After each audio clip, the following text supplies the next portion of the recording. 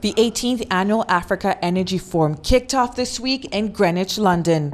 Over 250 speakers, as well as up to over 1,000 delegates, made their way to the three-day event.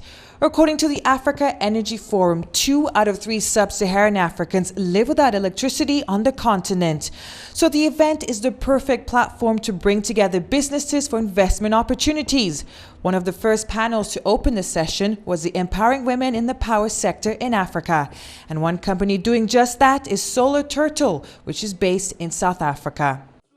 Using the solar system and the Solar Turtle, which is basically, it's an off-grid electricity business in a box.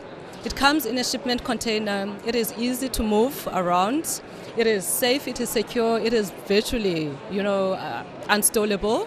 It is one of those long-term investments. When we give this business to a woman, we know that we are securing that person's future. They in turn then invest in their children. They become the visionaries. They become the business owners. And that pride and that confidence that we are giving back to that person is now nurturing, the advancement of the women in the rural areas. They don't have to rely on government grants. They don't have to rely on, waiting for the husband in the mine to send the money. Because, the economies as they are, they're not as sustainable, they're not as strong as they used to be in the past. The Minister of Power and Mines for Burkina Faso, Dissa Alpha Omar, spoke to me about his plans for his country that they have in place to optimize production so as to produce and sell electricity in West Africa. If we have, for Burkina Faso, the connection with Nigeria from Niger and the connection with Cote d'Ivoire is already done, the connection with Ghana is building now and will be finished in the middle of 2017, in the month of July. And we have also another connection from Ghana, Han to Bobodjila, so the second town of Ouagadougou, towards Sikasso, one of the main towns of Mali. We think that the 4 projects, when the 4 projects will be finished, Burkina Faso will be in the middle, will be a sort of hub, electricity hub for West Africa.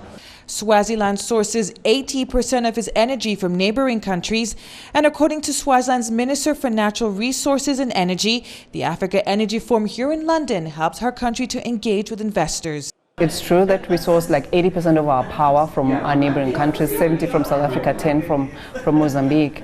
And therefore, coming to a forum like this gives us an opportunity to be able to look at, first of all, what other countries are doing and where they come from in terms of their power sufficiency journey. And a lot of our countries in Africa are still very power deficient. So we are looking for opportunities, one, to engage with investors and that can be able to come and invest and work as independent power producers in our country. And secondly, we're looking at the different technologies that exist because we are very conscious of the environment. We want to make sure that we get into the renewable space as much as possible. Such benefits of attending were echoed by the Ethiopian Minister of Water, Irrigation and Electricity. He highlighted the importance of attending this forum for Ethiopia and the benefits that can come out of it for his country. The benefit of this forum is very big concerning to my country, Ethiopia, because in Ethiopia we have very ambitious plan in the energy sector development from different sources, for example, from hydropower, from solar, from wind, and from geothermal. So to develop this power, we want to make the involvement of private sector or investors to work in the development of this power. And with the Ethiopian economy being one of the fastest growing on the continent, the minister spoke about how energy is one of the main sectors in his country we're focusing on to continue in the economy's development. The economy is developing. In fact, for the last 12 years, the economy developed averagely about 10.8%. That is a big economic development observed in Africa. This economic development, it needs a power supply. Now the demand and the supply, we have a different, there is a gap. There is high demand but less supply. So to sustainability of this economic growth, we have to avail the power supply, the electric supply, to the industries, to the private sectors, medium industries, small industries. They all need power today.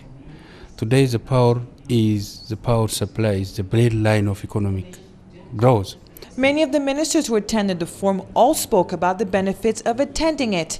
There is no doubt that the conversations with private investors will continue past the forum and likely lead to exciting new projects in their country in the energy sector.